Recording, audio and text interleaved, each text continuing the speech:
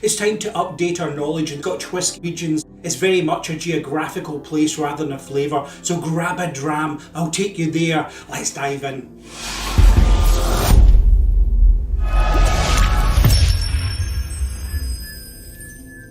Hello, Hendo here, and welcome to Scotch Whisky Regions Deep Dive. Let's start in the Lowland Region, probably the most unappreciated of Scotch Whisky Regions. Light and floral, triple distilled. Think again. Alfred Barnard visited 23 Lowland distilleries in 1887. 7 were column distilling. There's little mention of triple distilling, and most used peat to fire their kilns. Anais MacDonald's 1930 whisky book notes 7 Lowland distilleries. Subdividing the Lowland region can be done in a few different ways, but I'll stick to these topics: geology, then and now, politics, Fife, Edinburgh, Glasgow and South Scotland. First up is geology and geography. There's stark contrast in the land south of the Highland boundary fault. Water flows over the fault, Dalradian rock and old red sandstone in the deep rift Midland Valley, shaped by the last ice age, receded north of Loch Lomond 11,000 years ago. Agriculture, pastures, fertile brown soils, sedimentary coalfields, rising southern uplands where the continents collided, Scotland and England.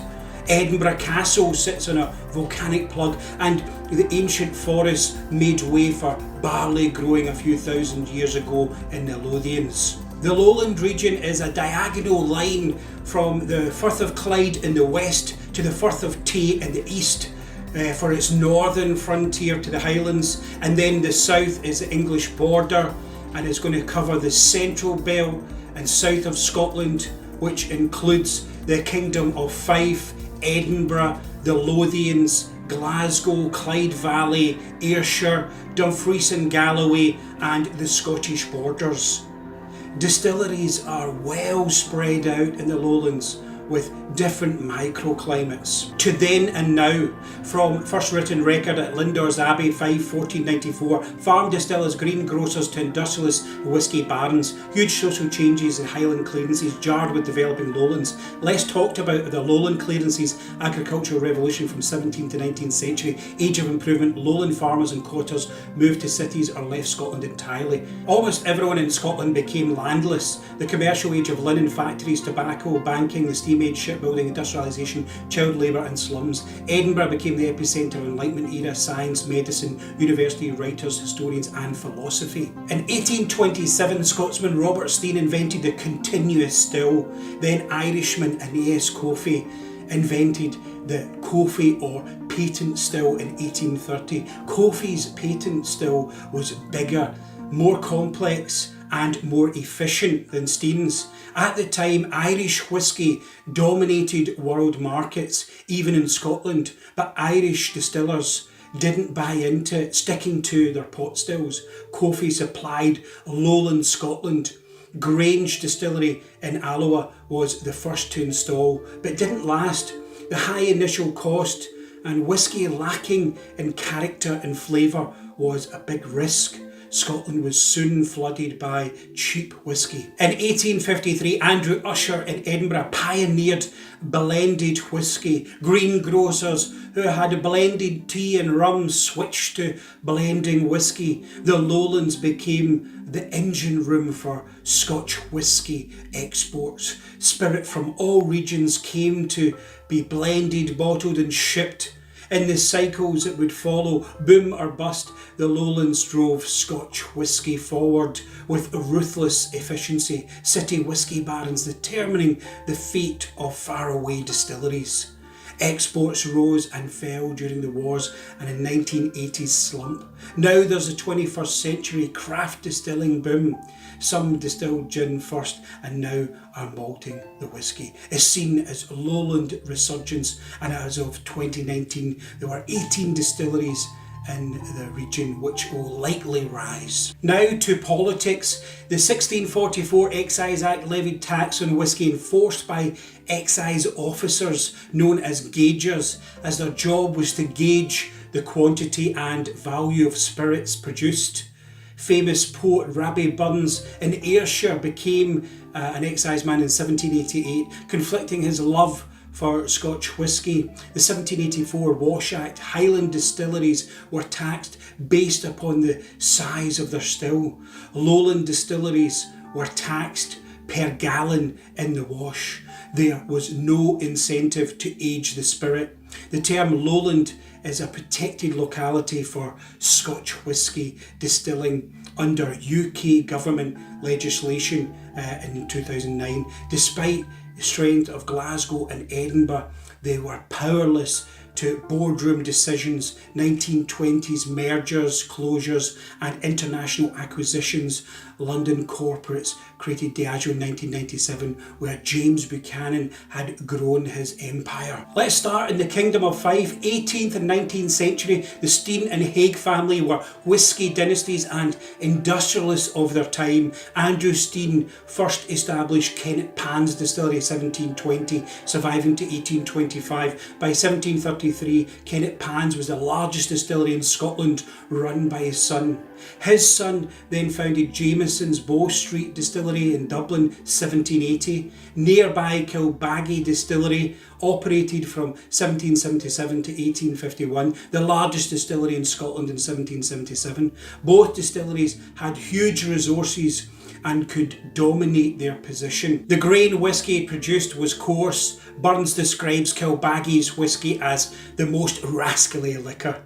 The spirit was rectified into gin, specifically for the London market, but this collapsed after 1786 Distillers Act tax hikes. Kilbaggy had been the first Scottish distillery to export spirit, and the continuous still was invented by Robert Steen in 1826. John Hague, his cousin, founded John Hague and Co. at Cameron Bridge.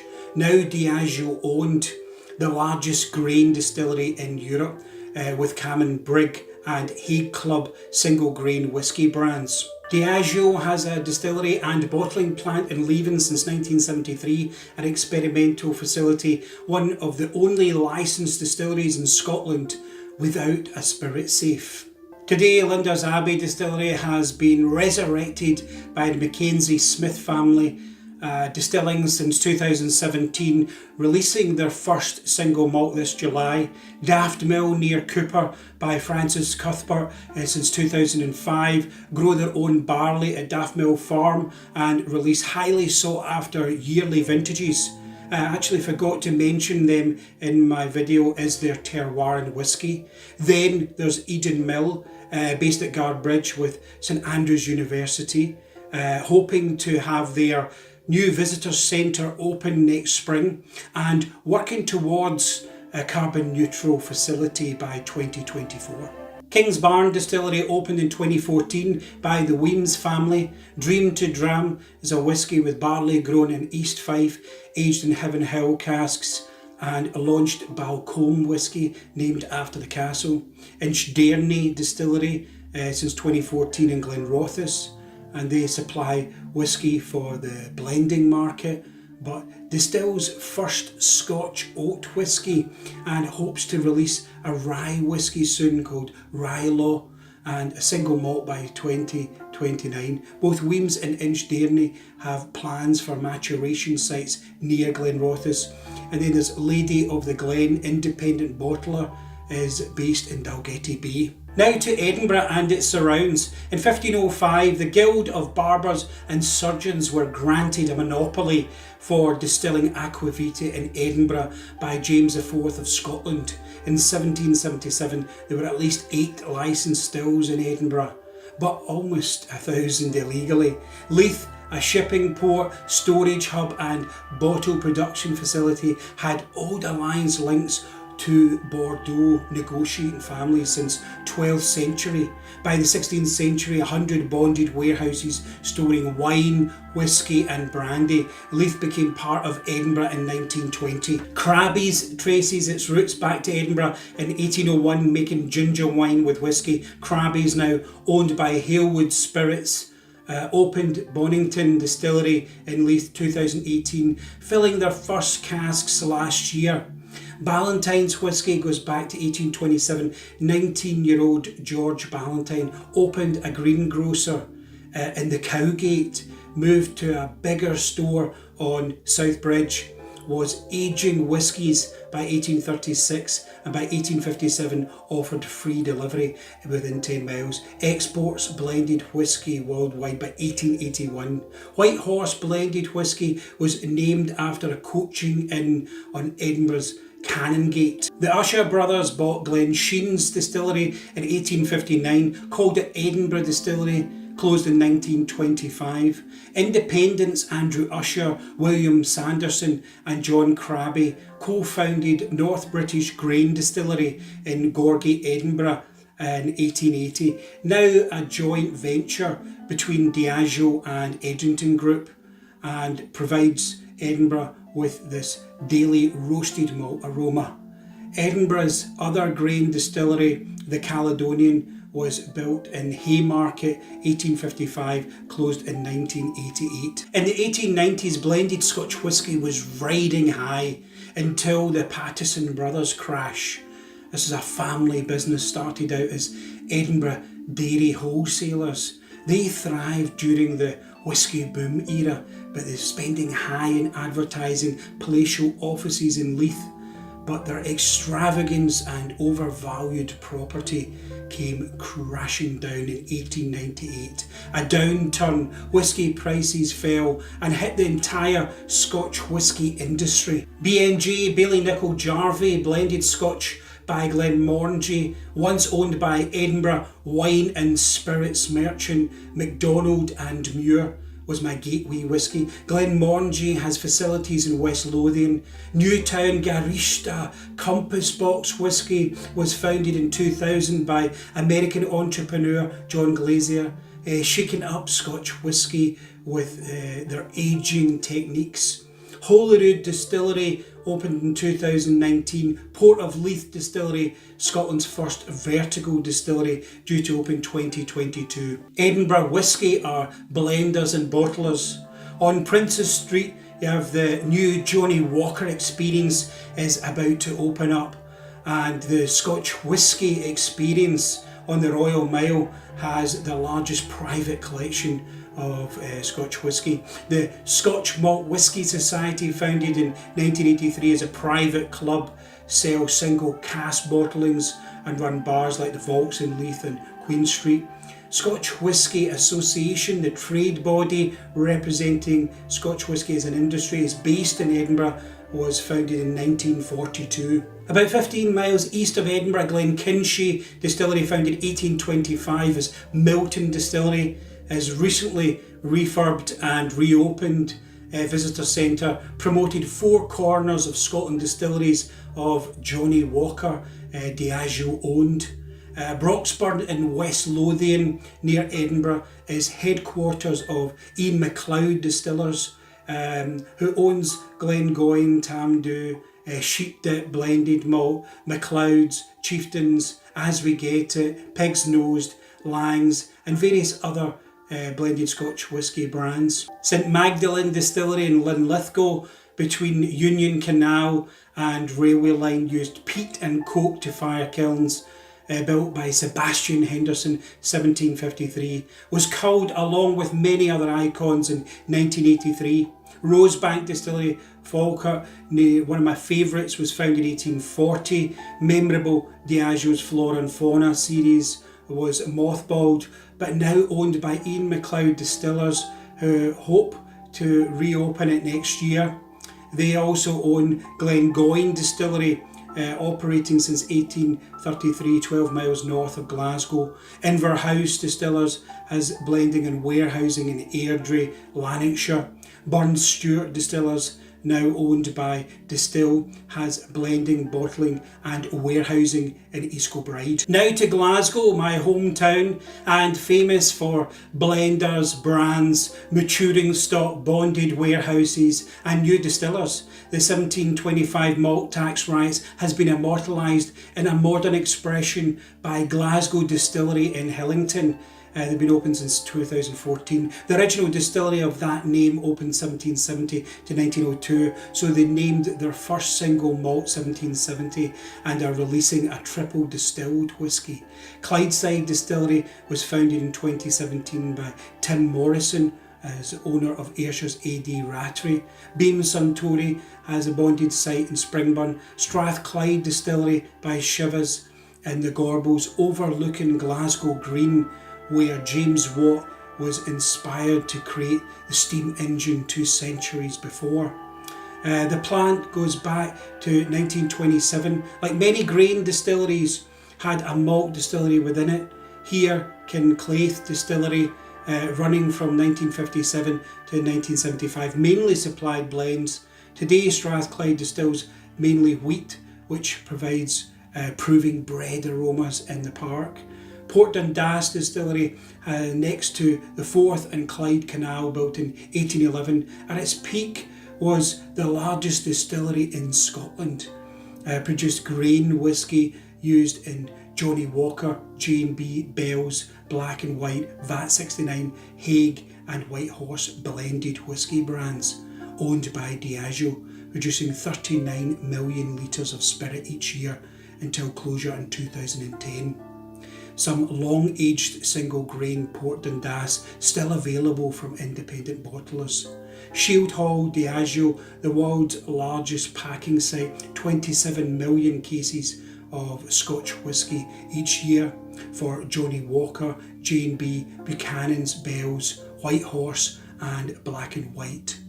Glasgow is headquarters for brands like White and Mackay, founded in 1844, Teachers, Highland Cream, now owned by Beam Suntory, which traces roots to Glasgow 1830s grocery shop, moved to offices in St Enoch Square in 1875. Edrington moved their head office from Perth to central Glasgow 2016. Shivers Brothers just opened a new head office, and Remy Cointreau have their office nearby as well. Douglas Leng bottlers trace their history back to 1948, own Strathearn Distillery, opening new Clutha Distillery, and release single cask bottlings and blended malts.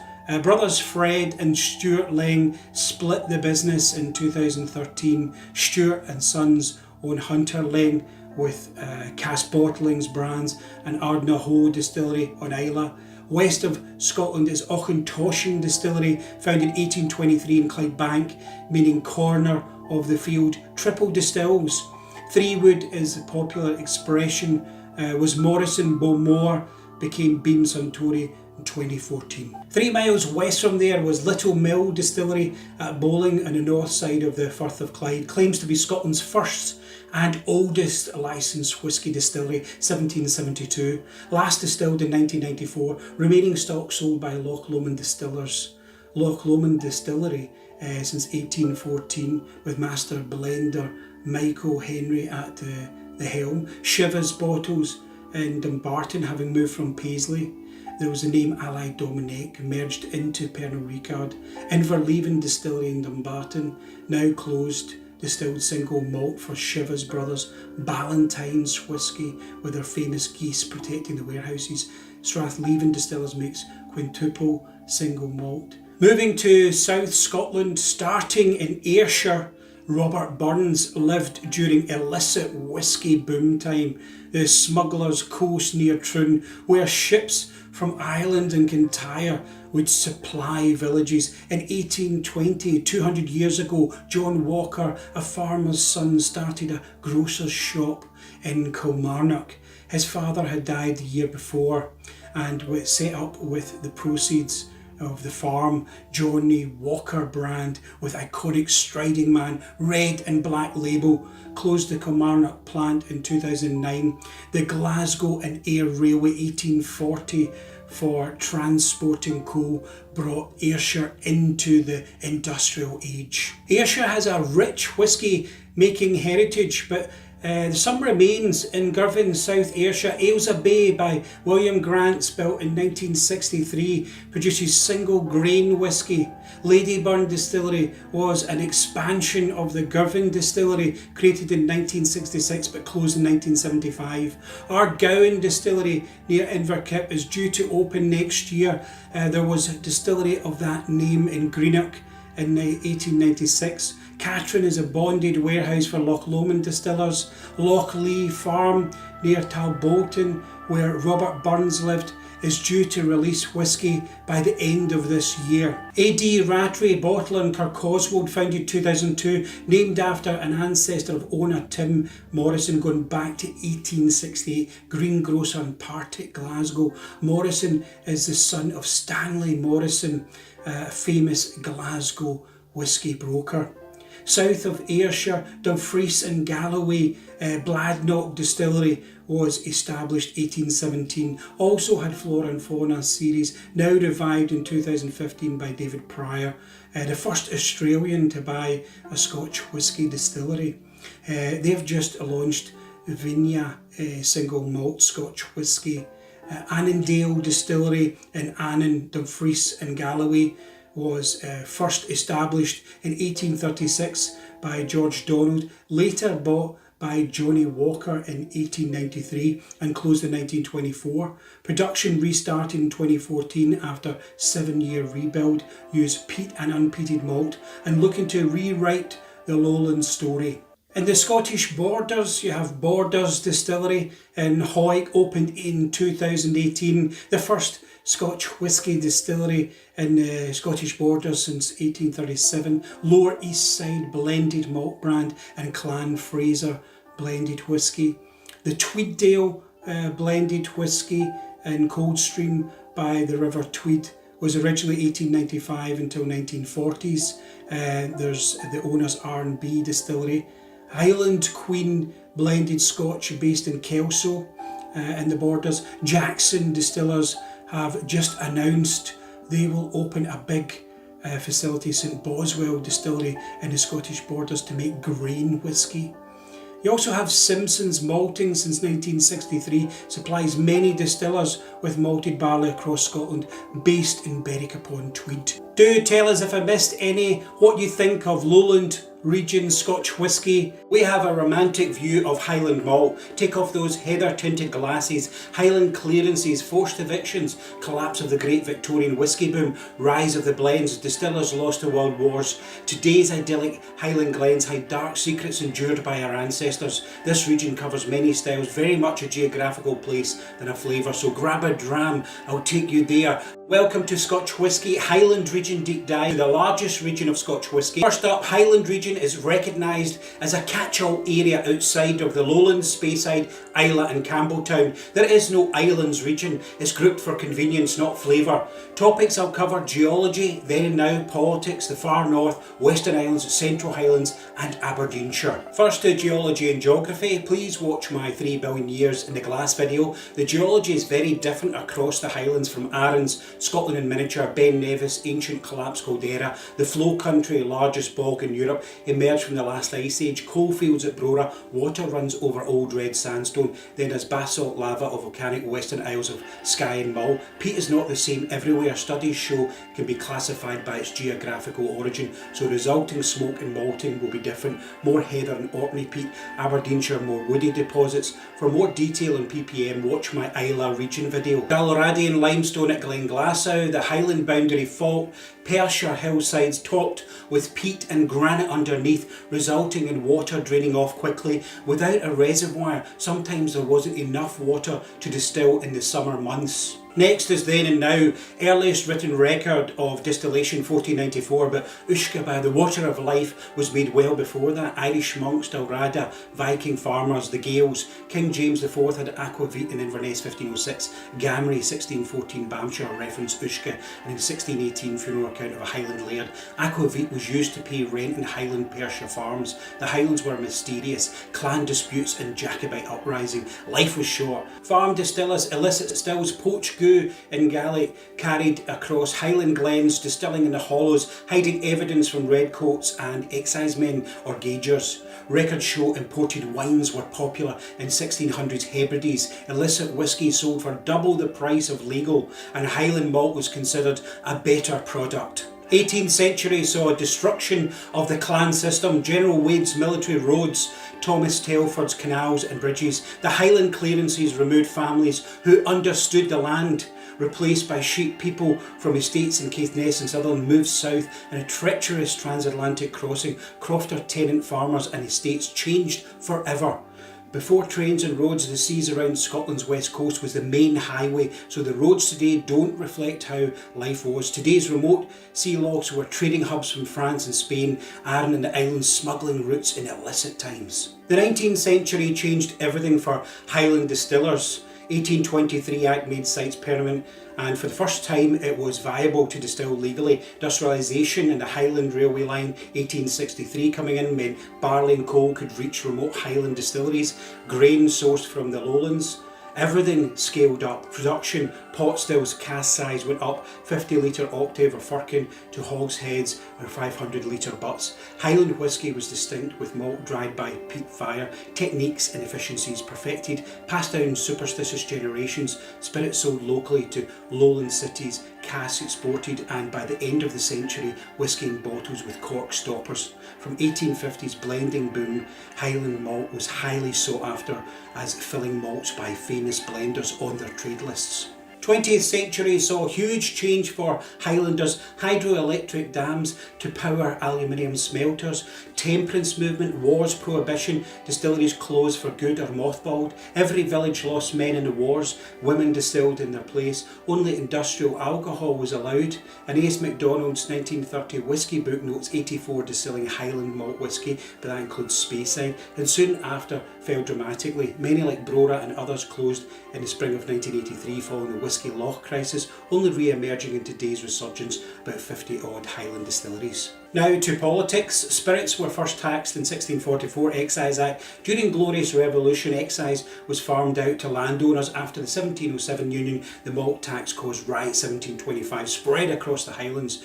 Robert Burns laments the loss of Highland Distillery Ferrintosh in the Black Isle 1690, the first legal distillery in Scotland by the Forbes family in the late 1760s, but illicit distilling flourished. In 1782 1,000 stills were seized in the Highlands alone, but that was only about a 20th of the estimated actual stills in operation. 1784 Wash Act and Distillers Act 1786 reduced duty, simplified regulations and established geographical Highland line separating the lowlands and the Highlands. Highland distillers weren't burdened by the constant tax hike that the lowlands endured. In 1787, transporting Highland whisky across the line was made illegal, as were stills below 40 gallons. In a single stroke, many small distillers were outlawed. 20th century brought the politics of temperance, prohibition and banned production during the wars. All affected Highland distillers. More people moved south to the lowland cities for work.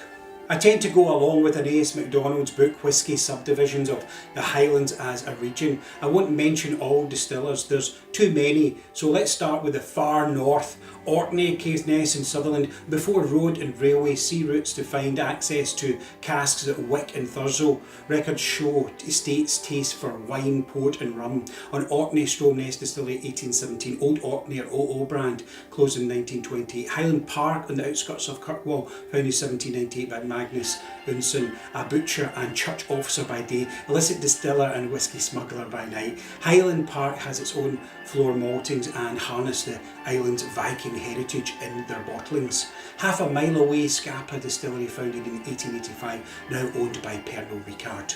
On the mainland, Eight Doors Distillery, John O'Groats is a new whisky distiller. Wolfburn Distillery, Thurso, goes back to 1821, revived in 2013. Old Pulteney in Wick, 1826. The maritime malt was an important port like Campbeltown for herring fishing and whisky.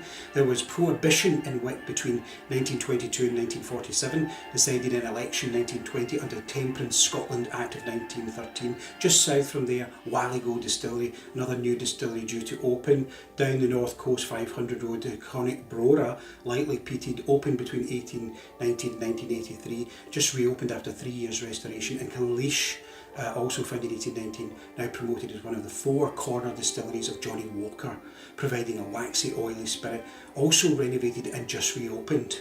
Dornoch Distillery by the Thompson brothers since 2017 produces their first single malt last year. Now to Easter Ross. Robert Burns ensured the legacy of Ferintosh. It was a sign of quality, like Glenlivet named to Speyside. Fertile coastal plains, settlements going back to the Picts. In the 18th century it said there was more whisky made in the 16 distilleries on the Ferintosh estate near Dingwall than the whole of Scotland. Tax exemptions ceased after 1784. Distillers dispersed before purpose-built Victorian-era icons rose. Distilleries moved near the railway line like Balblair in 1895. Glenmorangie Tane, Morangie Brewery from 1730s converted to a distillery 1843, owned by Louis Vuitton Moët Hennessy LVMH, has the tallest stills in Scotland with Pictish design on the labels, produces around 10 million bottles a year. Master distiller Dr. Bill Lumsden leads many iconic expressions. Signet uses local cadball and malted chocolate barley. The Black Isle Peninsula is rich, fertile soil. Dalmore Distillery 1839 under stewardship of master blender Richard Pattison has set the standard of multi-cask maturation like King Alexander III, 5 casks matured and Brand's iconic stag antler on the bottle. Invergordon Grain Distillery from 1961 produces 40 million litres per year for White Mackay blend since 1993. Down to Glenord Distillery, home of Singleton, founded in 1838, 12 copper pot stills, 4th largest distillery in Scotland. Glenord Maltings supplies many other Diageo distilleries like Talisker. Now over to the Western Isles, not a region but commonly grouped despite different influences and climates. Skye, Lewis, Mull, Jura and Arran. Compton Mackenzie's book Whisky Galore and 1949 Ealing film put their whisky culture on the map. On the Isle of Lewis, Avanjarek or Red River Distillery founded in 2008, first 3-year-old single malt in 2011. Previous other Lewis distillery was Shoeburn, which closed around 1844. On Skye, Talisker Distillery was built in 1830 by Hugh and Kenneth McCaskill. Talisker is Norse meaning sloping rock, and until 1928 Talisker was triple distilled. Torah Vague Distillery in Sleep by Mossburn Distillers started distilling in 2018. Their second release is coming mid-July. Raasay Distillery on the island of Raasay, meaning Isle of the Roe Deer, was founded 2014 and had their first whisky release last year. Down to Jura, the other island of Deer, Jura Distillery founded 1810, sometimes overshadowed by Isla's fame, but a beautiful island. White Mackay Glasgow owned, which is now owned by Philippines-based Emperador. In 2018 they rebranded and removed Superstition Prophecy branding to suit eastern markets. Isla Barra Distillers are building a whisky distillery and hoping to be open 2023. Along with Talisker, Torvig, Harris and Jura, they've created the Hebridean Whisky Trail. Now Tobermory Distillery in Mull, founded 1798, closed for 2 years in 2017 for upgrades, uses unpeated malted barley, matured at least 10 years, spirit used for Scottish Leader and Black Bottle blended whisky. Lechaig is the peated malt brand, often in wine casks, and is bought by Burns Stewart in 2002, now Distill Group. Arran Distillery, opened 1995, has 2 distilleries by the same owner. Arran Distillers repositioned to Loch Ranza Distillery and their second site Lag Distillery in the south. A peaty expression, 2019 they opened Lag, rebranded Arran Malt, has perfected wine cask finishes and launched new core expressions. Before we travel over to Perthshire, you have Oban Distillery, established 1794, Little Bay, built before the town, Diageo's second smallest distillery, 14-year-old made famous in the 6 classic malts of Scotland. New distillers on Ardnamurchan Peninsula, Ardnamurchan by Adelphi independent bottler since 2014, a green distillery using blockchain technology, aging first fill ex-bourbon cask from Woodford Reserve. Also Nicknane Whisky, Scotland's first organic distillery, 2017, Morven Peninsula, debut release bottle broke records at auction and techniques consulted by the late Dr. Jim Swan. Then Ben Nevis Distillery since 1825 in Fort William, Long John's Dew of Ben Nevis brand, but today's the 10-year-old is a classic. Nika owned, it will likely be affected by the new rules for Japanese whisky on source spirit. Over to Dalwhinnie, built in 1897, the highest Scottish distillery. Dalwhinnie means in Gaelic, plain of meetings. Their 15-year-old made famous in Diageo's 6 classic malts range. Tomatin, established 1897, has made its mark in wood policy using a higher percentage of first fill casks. The first Scotch distillery to be Japanese owned released their peaty Campbeltown 2013 and owns Antiquary blended whisky. Next up, Central Highlands, Perthshire were farm distillers. Each hamlet had stills. Illicit whisky was carried in ceramic grey beer jugs. Gaugers or excisemen and smugglers. A cat and mouse game, often violent. Farmers raised heather up to hide the peat cutting evidence. There were 23 Perth distilleries. Highland Line 1793 tax on whisky trebling drove many distillers in Perth 10-15 miles north of the line. Today we use A9 road, but Highland Perthshire estate supplied up the River Tay by boat was known as the wine route, used since Danish Viking times. Every farm distilled. Strathearn Distillery is now owned by Douglas Lane. Aberfeldy Distillery 1896, home of Dewar's whisky in 1892. Tommy Dewar visited 26 countries in 2 years, returning with 32 importer agreements, now owned by the Bacardi family. Perthshire's, Dewar's and Bell's famous grouse, blended whisky, volume sales are the workhorse brands behind some other iconic single malts. Excise nearly wiped out Crieff distilling in the 1850s. Glenturret at Crieff, oldest distillery since 1775, licensed in 1818, spiritual home of famous grouse. Edrington sold Glenturret to Swiss owner Art and Terroir recently and they rebranded. Famous grouse blended Scotch whisky was first produced by Matthew Logan's son, greengrocer in Perth, 1896. In Pitlochry, Blair Athol Distillery, one of the oldest working distilleries since 1798 and home of Bell's whisky, another famous blend. Nearby is Erdedour, since 1825 was the smallest but expanded, has signatory vintage Scotch independent bottler. Tullabarden Distillery since 1947, a young King James IV passed here in 1488 and bought beer when it was a brewery. It's now French owned. They have a wide range of wine cask finishes. Deanson Distillery was an 18th century cotton mill transformed into a distillery in 1966, owned by Distill Group, and Glengoyne Valley of the Wild Geese Distillery by E. MacLeod Distillers, founded in 1833 near Glasgow, distills in the Highlands, matures in the Lowlands, invested heavily in sherry casks, rebranded last year with unhurried approach and their first 50-year-old expression. For Speyside, watch that region video. Aberdeenshire now, east of Speyside and Grampian Mountains. Farmers harvested barley and cattle in the same era as Aberdeen Angus cattle breed was exported in the 1880s. Aberdeenshire pioneered sherry cask matured Scotch whisky. Casks from Aberdeen port brought inland by rail, then horse and cart, made famous by locals, not exports. The true home of sherry bomb whisky in Aberdeen, Shivers Brothers started as a grocer and wine merchants in 1801. An emporium created brands and blends for Royal Deeside, developed into a world famous brand today. Royal Bracla Distillery was the first Scotch whisky ever granted a royal warrant. Founded in 1812 on the Codder estate, owned by Bacardi Dewars. Beside the Speyside, Sherry Bomb Glendronach since 1826 and Late Victorian Glenglassaugh 1875 were both bought by Brown-Forman in 2016 and is skillfully curated by master blender Dr. Rachel Barry. There's Knockdhu Distillery, home of an oak brand founded in 1893, owned by Inverhouse Distillers. Royal Lochnagar Distillery, founded 1845, a mile from Balmoral Castle, owned by Diageo. Glengarry at O'Meldrum is one of Scotland's oldest distilleries, goes back to 1797. Ardmore Distillery since 1898, a large Victorian distillery by Beam Suntory. Peated Malt, Feta Cairn since 1824, White Mackay owned and recently rebranded.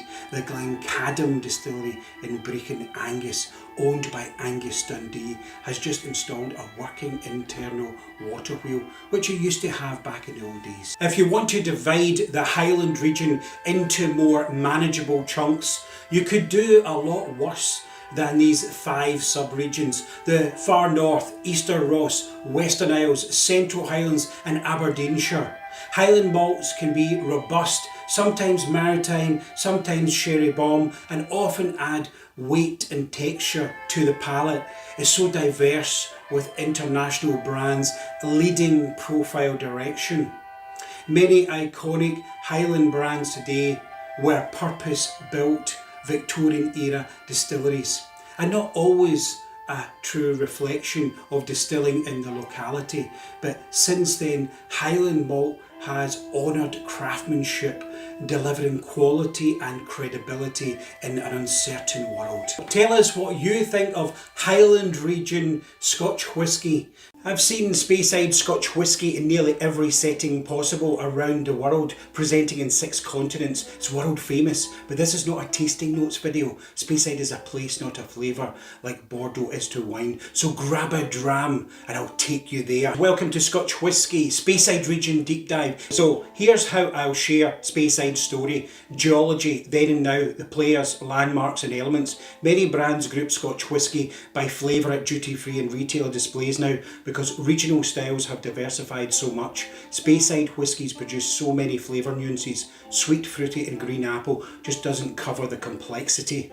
Starting with geology, Speyside Region is a geographical area of Spey River Valley, northeast of Scotland. River Spey runs northeast towards the sea. Moray Firth from the Cairngorms and Mauna Lea mountains formed 420 million years ago. Pure water drops 1200 feet down the Grampian Glacial Plateau over Moyne Rock. A limestone belt runs from Tomintoul to the Murray coast. Bands of old red sandstone and quartzite, granite from Bryn Rins and Glenlivet. These create microclimates in each valley, from a lower alpine meadow feel in the summer to bleak high Arctic tundra in the winter. Before they distilled whisky, people worked the limestone quarries. William Grant was one of them before he created Glenfiddich at Dufftown. The River Spey is a source for many distilleries. These are thirsty operations. High quality water filters over the patchwork of valleys that grow barley grain and host wooded hollows, perfect for illicit distilling. Nowadays it's idyllic tourism. The River Spey is a famous salmon fishing river,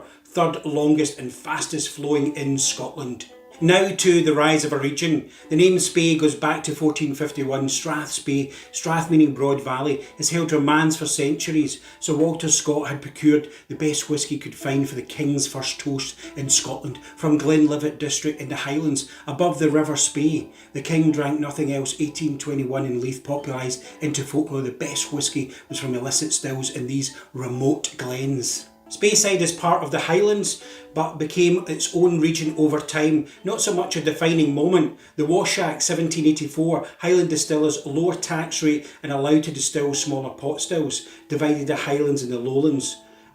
Rise in popularity in the 19th century. By 1890, Speyside was starting to be treated as a subdivision of the Highlands because of the concentration of distilleries there. An A.S. MacDonald's 1930 book on whisky mentions Strathspey whisky or Spey whisky, but Speyside is formally recognised. The Scotch Whisky Act 1988, again in 2009, protected region for Scotch whisky distilling under UK government legislation. Distilled in Strathspey, the area around River Spey and Moray and Badenoch, which means drowned land, and Strathspey. United Distillers 6 classic malts, marketed from 1988, pioneered grouping of Scotch whisky, but wasn't actually the regions that we know today. The word Glen means valley. Many Speyside whiskies are named Glen something, like Glenfiddich, Glenlivet, Glenfarclas, but there are exceptions like Glenmorangie. That's not Speyside, that's a Highland malt. The name Glenlivet is a place, Glen of Livet. But in illicit times, 19th century, many distillers, a dozen or so, used Glenlivet suffix. Shorthand really for Speyside region and quality. So George Smith took out a licence for Glenlivet distillery in 1824. He had to trademark the name, but many distillers still hyphened their name to Glenlivet well into the 20th century, and it's still seen in some old independent bottlings. Next up is Then and Now. Speyside farming, crops, cattle and illicit distilling in rural valleys wasn't a sleepy pastime. It was hard living off the land and a legacy of the Highland clearances. Northern families forced off the land and then moved to Speyside, migrating for work in the industrial age of the 19th century. Rise of large Victorian distilleries in remote glens, poor harvest, financial hardship, challenging landscapes. It was physically demanding work, lifting the casks onto carts, and a tough existence for hardy people. Speyside is a story of crofters moving into illicit distilling, then made legal after the 1823 Excise Act, setting down roots and passing down generations. Rising industrial scale defined by laws, wars and market forces. But recent archive discoveries have uncovered the use of other grains than barley in mixed mash bill distilling in that era, like the Irish distilling.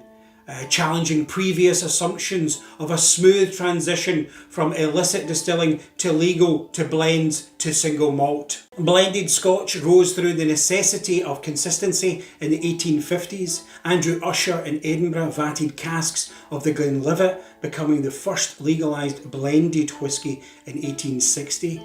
Using 50-50 malt to grain. Also from 1863, the Highland Railway line really opened up transportation of stock and also Victorian tourism. At the same time, phylloxera destroyed vines in France, pushing demand for whisky in London. A boom era for Speyside in the 1890s. Many iconic Speyside single malt distilleries today were workhorses in the heart of blends called filling malts. Blenders based in Speyside, Perth, Edinburgh or Glasgow would source spirit from many distillers. It's a big part of Speyside's success story. Blenders sit down with inventory to discuss the filling plan, selecting spirits to use for their recipe. Around 1916, haulage and motor transportation starts to take over from horse and cart to meet the demand in remote Speyside. Even today, spirit tanker vehicles are vital to transporting bulk liquid and casks down from Speyside. Today, tourism is a big part of Speyside Region. Distillery visits, huge investment in visitor centres, the annual Spirit of Speyside Whisky Festival, although virtual this year, last year, usually May is busy, and then peak season in August for visitors. Macallan's award-winning design Cathedral of Whisky cost £140 million, opened in 2018. Glenmorangie has a great tour, and Benriach is just opening up a new visitor centre. Speyside is a must-visit tourist destination following the Malt Whisky Trail, and also if you like salmon fish. Now on to landmarks, starting from the north coast, travelling southwards. Elgin is the largest town, the cathedral town, about 6 miles from the Moray coast. It's a hub to explore distilleries on the outskirts. Glenmorangie, Linkwood, Glenlossie, Glen Elgin, Manachmore, Longmorn and Benriach. Driving south from there is Rothastown, home of Glenrothes whisky, Glen Grant and Forsyth, the copper pot still makers. South from there is the famous River Spey at Craigellachie and iconic landmark of Craigellachie cast iron bridge built by engineer Thomas Telford around 1814. You are now in the heart of the Speyside region. I won't name all the distilleries, but roads off to Macallan, Craigellachie Hotel and Highlander Inn. Nice place to stop. You can go south to Dufftown, home of Glenfiddich, Balvenie and Mortlach. From there, the Keith Dufftown Railway is a great adventure. Keith the town with Strathisla Distillery, home of Shivers. Southwest from Craigellachie along the A95 road past Aberlour, Glenfarclas and Ballindalach. The road forks to Glenlivet and Tomintoul. Speyside Cooperage just outside Craigellachie is well worth a visit to see a working cooperage. The casks are coming in from Europe and America. Now to the players. Ups and downs, this region has seen it all. About 12 permanently closed distilleries. Many were mothballed and reopened several times during the wars. Alfred Barnard visited many Speyside distillers and wrote about it in his 1887 book. The big three, Macallan by Edrington, Glenfiddich by William Grant and Glenlivet by Pernod Ricard, make up nearly a third of Scotch single malt market. 50 million litres in spirit. The volumes produced is eye-watering, and mainly what you'll see at duty-free airports around the world, especially if you live in Asia Pacific. The Glenlivet is top-selling single malt in the US, number 2 in the world, and Glenfiddich is top in the world and number 2 in the US, and biggest Speyside distillery. And Glenfiddich claimed to market the first single malt in 1963. Diageo operates many distilleries in the Speyside region, like Rose Isle, producing over 12 million litres. Cragganmore, Cardew, the Striding Man, their increased capacity by 30%. Pernod Ricard with Strathisla, home of Shivers. The Glenlivet, Aberlour, Glentochers, Glenburgie and Milton Duff, the footprint of Ballantine's whisky, Tormore and Longmorn. Campari owns Glengrant, La Marcatinez owns Glenmoray, Brown-Forman owns Benriach, Craigellachie, Altmore and Glendeveren by Bacardi Dures. Alliance Global owns Tamnavullen and Ballandalach. Paul Roger with Glenfarclas Distillery, Billy Walker's Glenallachie and Speyside Distillery. There are many more, with the resurgence of workhorse malt distilleries who previously fed blends, now starring as standalone single malts. Independent bottlers, brokers and blenders are important for Speyside. Gordon MacPhail of Elgin, the oldest bottler in continuous operation in Scotland from 1895 as a grocer, first of all. Pioneered independent bottling in the 1960s, inspiring many others like Duncan Taylor and Murray McDavid. From groceries to blenders' offices in Glasgow, Speyside whisky has been traded in bulk since 19th century. Blenders' numeric grading system source from distillers for their recipes. Creating structure and character, blending is an art form and the backbone of the Scotch whisky industry. There are many famous people in Speyside Scotch whisky and many forgotten, but of special note is Charles Doig of Elgin, a famous local architect introducing the pagoda design rooftop ventilator. It's a Chinese looking style. He ran his own practice by 1890, just as the distilling boom in Speyside took off. His professional involvement in no fewer than 56 distilleries, way beyond just the Speyside region. The Doig ventilator is a symbol of Scotch whisky single malts the world over. Now on to elements. As described earlier, in the Speyside region, the geology and geography, the climate has had huge influence on how it's developed the Scotch whisky produced there. It's been adjustment over time with science in water, barley crops that are grown, trends through the eras, outsourcing to meet demand, and huge expansions we see in recent times. The investment in cask management is only in the last few decades, believe it or not, but a very noticeable addition. Macallan as an example, with their deep connection with the sherry region in Jerez in Spain. Tamdhu, Glenfarclas also heavily using the sherry casks. But a classic Speyside style also uses ex-bourbon American white oak casks. Since the 1950s, each brand and distillery promotes their way. Distillers pass down generation to generation their knowledge. Each distillery has nuances of engineering, from stills to worm tubs, fermentation to scaling up production, carbon footprint and biomass renewable energy. If you've not been to Dufftown in the last few years, you'll really notice the scale at Glenfiddich Distillery. Balvenie is still using a malt flooring, Craigellachie's fat-bellied stills. There's thousands of variations between these distillers to make each final spirit unique. Some things with a long history, we can be fooled to think nothing changes, but it does. Speyside has tradition and progression in equal measure. There's such a rich diversity of flavour coming out of Speyside distillers. The story goes on. So when it comes to Speyside, now you know it's a place, not just a flavour.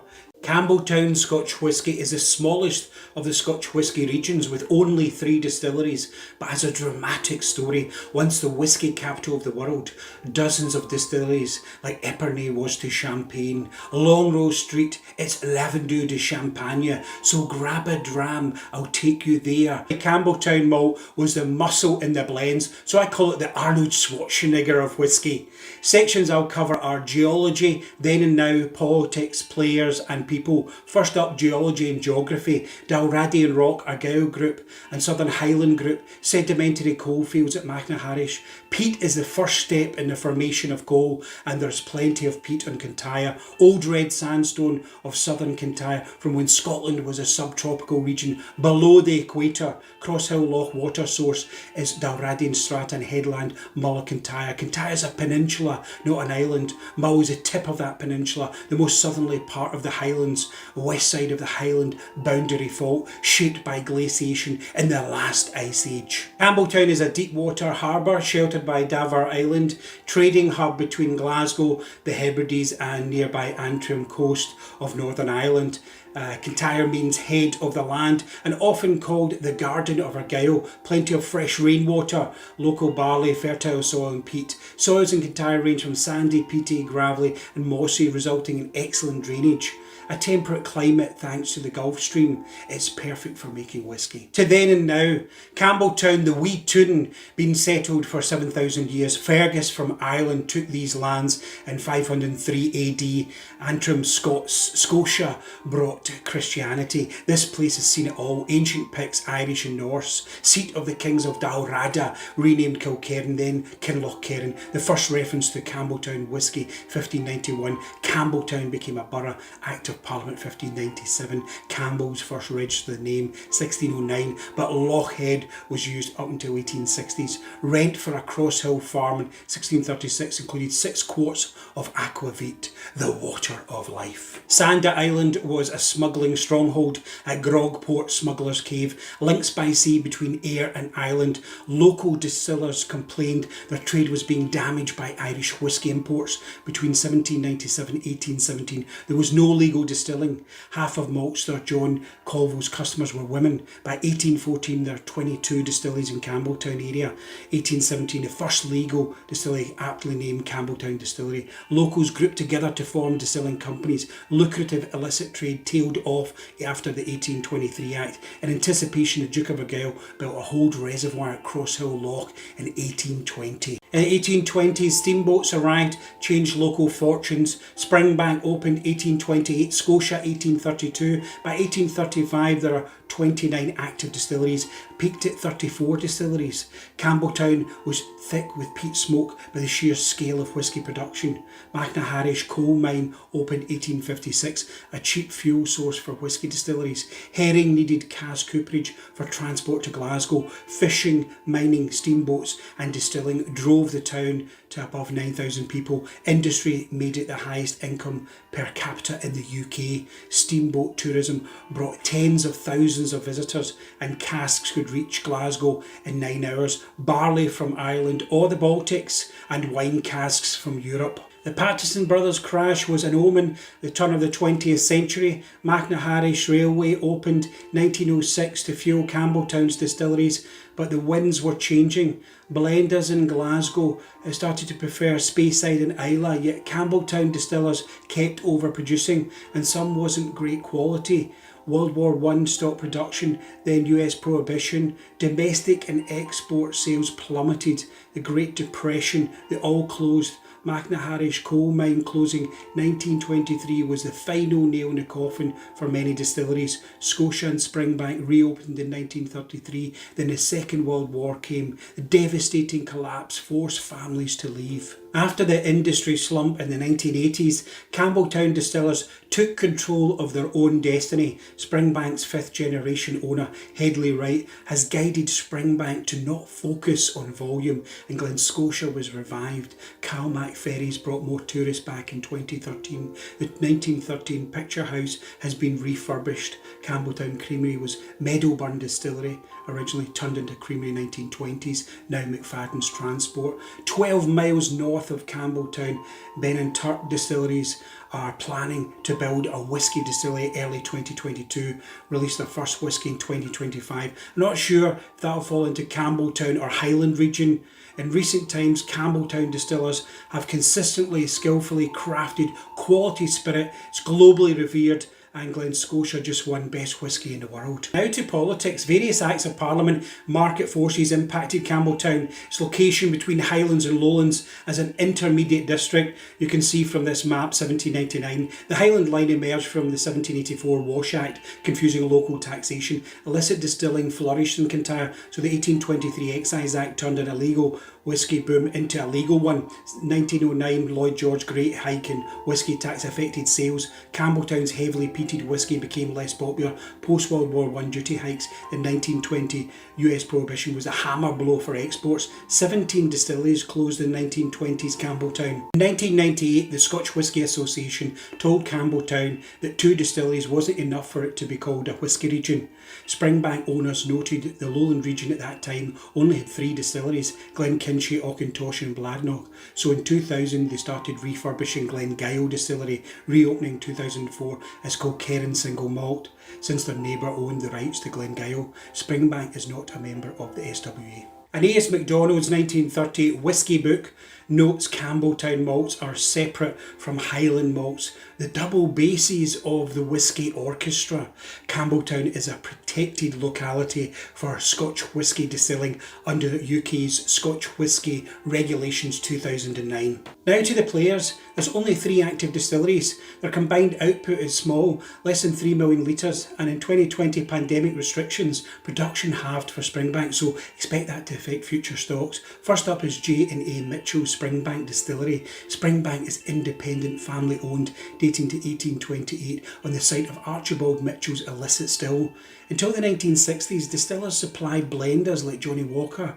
Everything at Springbank is done on site, malting the barley right up to labelling the bottles. It's handmade whisky. The Springbank whisky is distilled 2.5 times at about 12-15 ppm. The 10-year-old is an industry classic, as is a 12-year-old cask strength that comes out twice a year. They also make Hazelburn whisky, which was its own distillery back in 1825, launched in 1997 as unpeated triple distilled. And also Longrow, another previous distillery up until 1896, is peated, often finished in wine casks.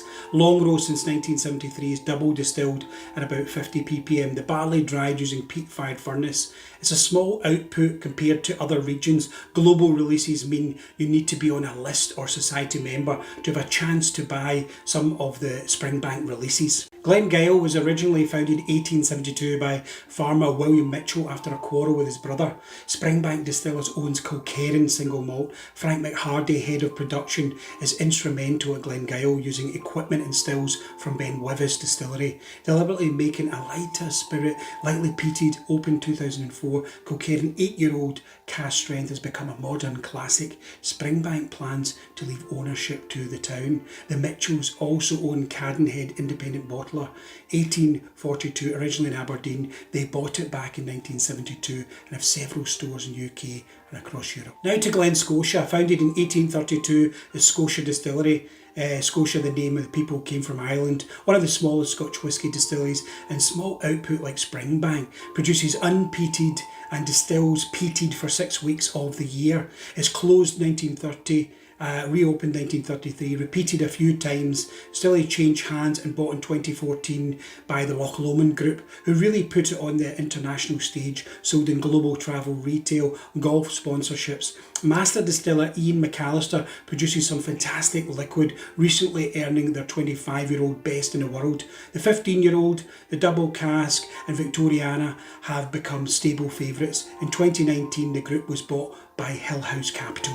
Now there's some bottlers of Campbeltown whisky, including Douglas Leng makes the Goldrons, Dallaroon by Lost Distillery, there's local independent bottler Watt Whisky, and there's retailer bottlings. A side note on closed distillery locations: Benmore Distillery is now the town's bus garage, Lockheed Distillery is now Tesco supermarket, the original Hazelburn Distillery and Raleighan Distillery site is close to the local Co-op supermarket and car park.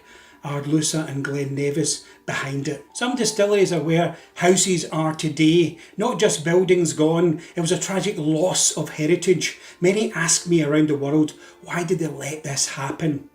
Well, when they closed, they had debtors to pay. Stock was sold in auction almost immediately. Buildings demolished for tax reasons. There's no call to preserve anything.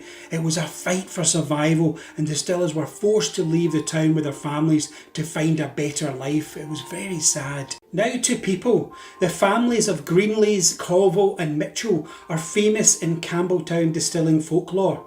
But of special note is Robert Armour, a local plumber who adapted to stillmaker in 1811. Just as the boom kicked off, he made in the illicit distilling apparatus. Usually less than 40 gallons, the still consisted of 4 parts: the vessel, head, arm and worm. His still books reveal customers normally groups of 3 to 7 forming a company. He traded across Kintyre. His well-concealed books give us a fascinating insight today. In 1823, Colville mentions letters which came from settlers in Ohio, USA about 1825, in which Campbeltown immigrants were reported to have found employment in producing the same kind of whisky as they had formerly made in the borough. Quite incredible. Nowhere had so many distilleries operating in such a concentrated place, but it's good to see Campbeltown whisky now more sustainable and in safe hands. Today is Campbeltown Malt Festival, but I highly recommend you visit and explore the new Kintyre 66 Circular Road route and enjoy a wee dram in Ardshale Hotel Whisky Bar.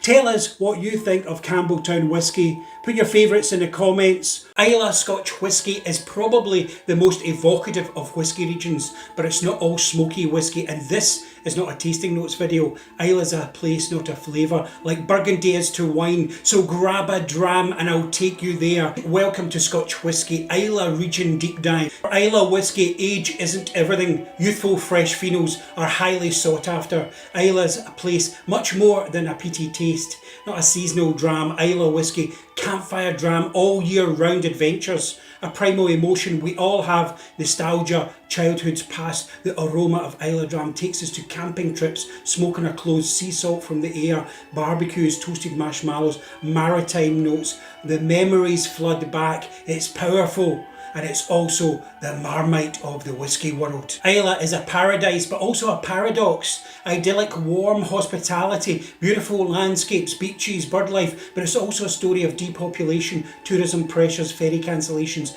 bad roads. In this deep dive, I'll cover Islay's geology, then and now, the players, peat, and people. Starting with geology and geography, Islay is more than interesting for geologists. The world famous Portishead glacial deposits from ancient Ice Age. The northern shore of Islay is a precursor to the birth of the North Atlantic Ocean. The rinds on the far west, different rock from the rest of the island. Ancient gneisses formed deep within the Earth's crust a billion years ago, meeting Dalradian rock from Rodinia supercontinent. The Lagan water source runs over limestone, sandstone and quartzite on its way to Beaumont. Islay is the southernmost of the Inner Hebridean Islands, only 24 miles from Northern Ireland.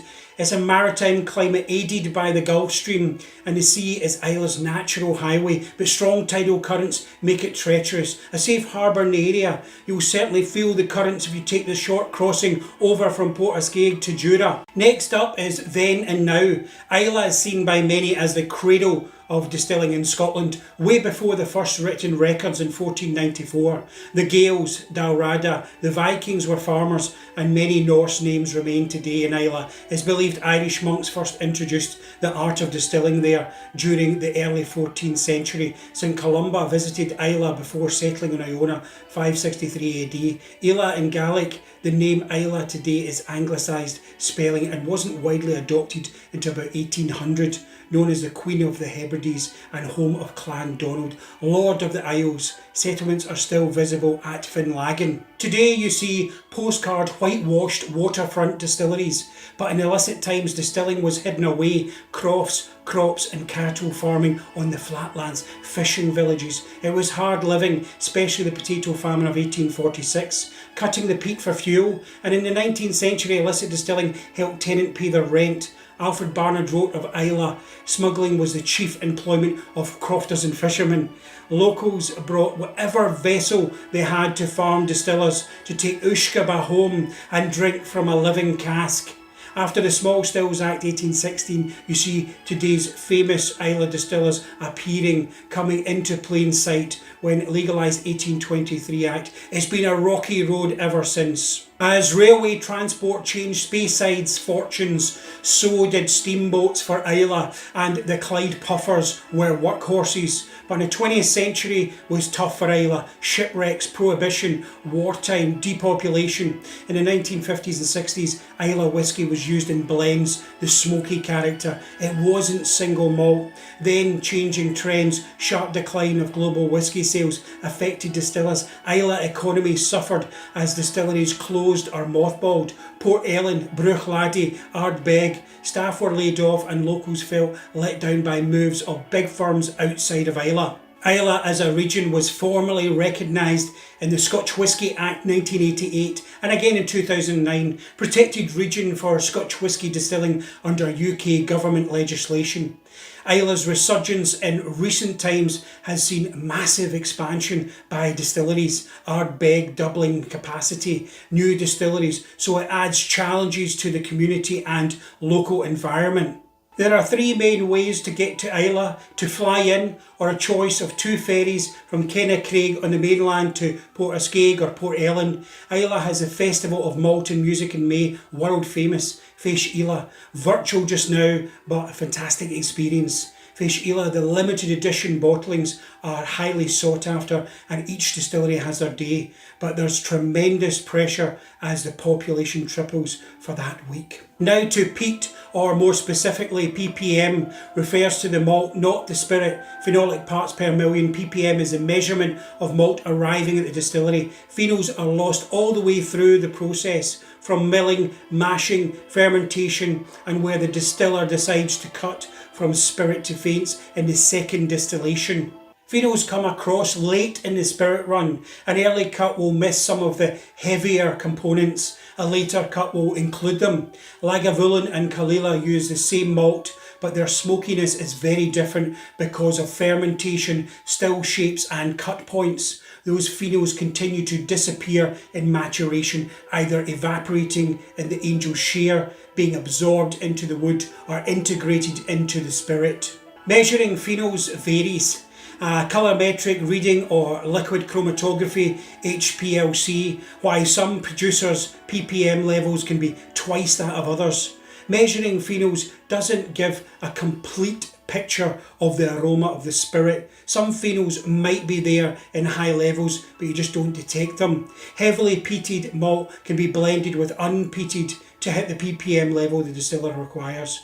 I'll share some of the ppm levels when discussing each distillery coming up next. So to the players, at one time there were up to 23 distilleries in operation. 9 just now, another 2 or more coming along. There's Ardnahoe, Ardbeg, Beaumore, Bruichladdich, Bunnahabhain, Kalila, Lagavulin, Laphroaig and Kilchoman. Let's explore by area, starting in the east as you arrive off the ferry at Port Ascaig. First up is the island's largest distillery, Kalila, meaning Sound of Islay, built in 1846 by Hector Henderson, a fellow Hendo, on the east coast facing the island of Jura. Owned by Diageo, 6.5 million litre capacity, fuels the Johnnie Walker brand. Only a small percentage is used for Kalila brand and the rest is source liquid for many independent bottlers, retailers and casks. There's been recent expansions as well. 35 ppm malt from Port Ellen, distilled 6 pot stills, aged in ex-bourbon cask and some sherry cask. And only a tiny amount of spirit is aged on the island. Just north of Kalila is Islay's 9th distillery. This is Ardnahoe, meaning height of the hollow, from 2016 by Hunter Lane. They began distilling end of 2018 and opened in 2019 with the visitor centre.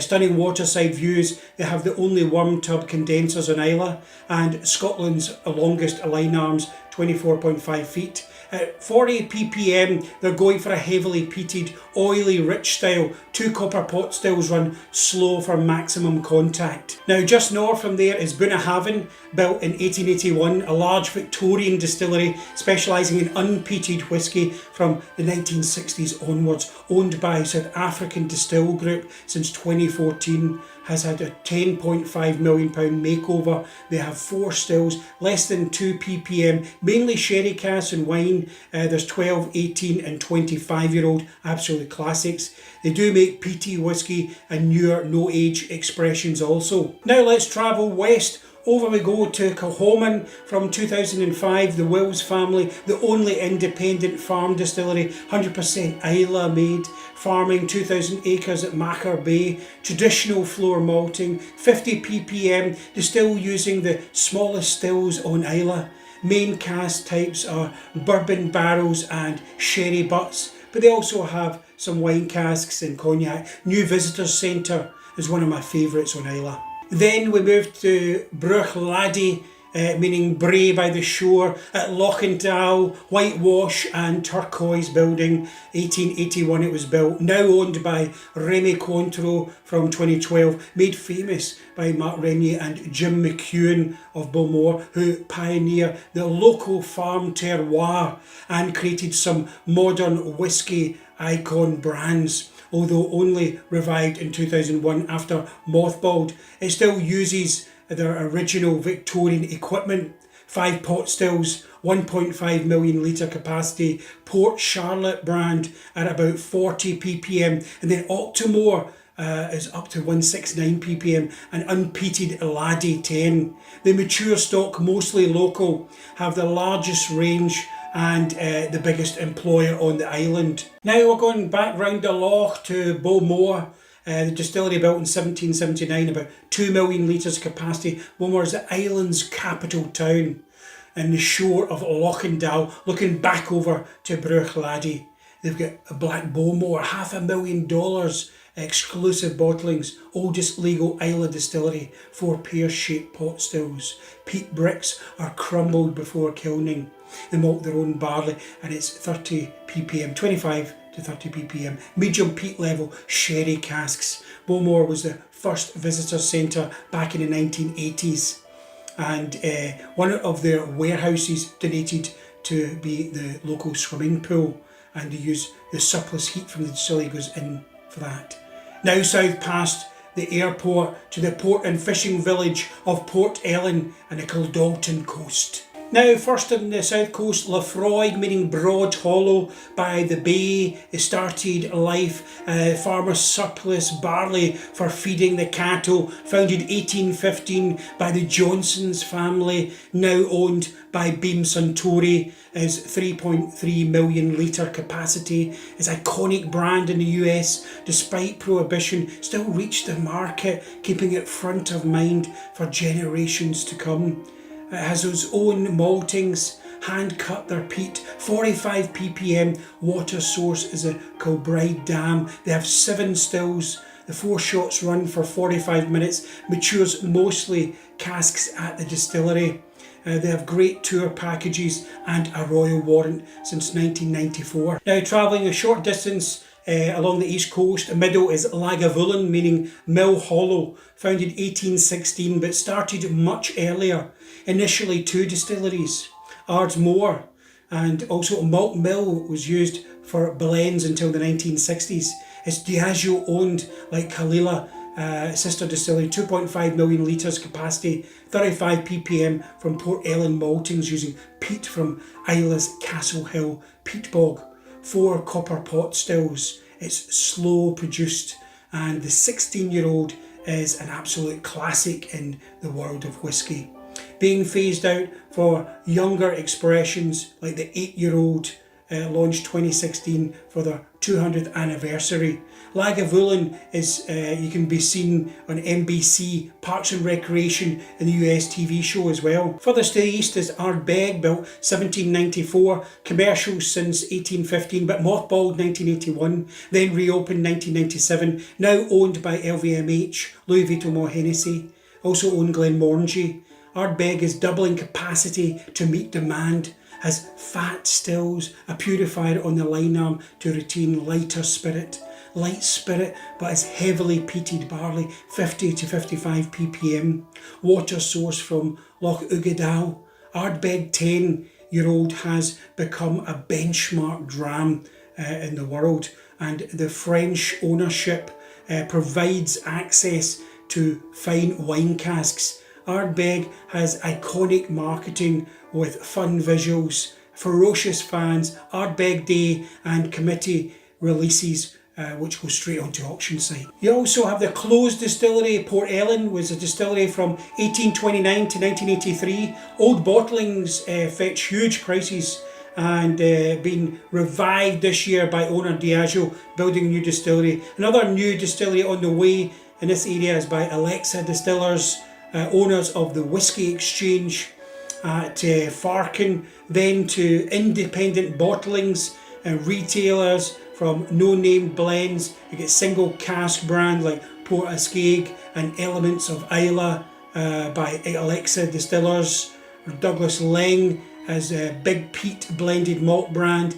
Islay Mist, Islay Storm, Finlagen, Islay Journey are all but a few brand names that you'll see on the market. Now on to people. Elach is someone born and brought up in Islay. There's too many incredible people behind Islay whisky to mention. There's unsung heroes. Although not in Elach, Sir Peter Mackey was a legendary whisky owner, inherited Lagavulin, launched White Horse whisky brand 1890s, sales agent neighbouring Lefroy distillery, lost the role due to a disagreement over water rights, decided to make his own version of Lefroy.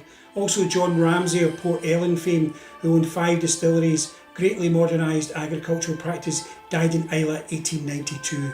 Jim McEwan started as a cooper at 15 in Beaumore, then Bruch Laddie, now Ardnahoe Distillery, arguably the most well-known person in Islay whisky, terrific whisky maker and storyteller. Today there's a flurry of changes in many distilleries. You feel the Islay whiskies in rude health. Georgia Crawford, 14 years Diageo, Scotch Whisky Distilleries, managing Lagavulin, recent revival of Diageo's Port Ellen Distillery, which will now held up Alexia's distiller just outside Port Ellen. The Islay region today has to balance a delicate ecosystem of expansion, automation, employment, sustainable tourism, the environment, affordable housing, local infrastructure, reinvestment. For the first time, younger people are now staying in Islay as whisky growth continues. So now you know there's much more to Islay region, and the story continues. So tell us what you think of Islay whisky. Put your favourites in the comments. Hope this was useful to you in some way. Until next time, thanks very much for watching.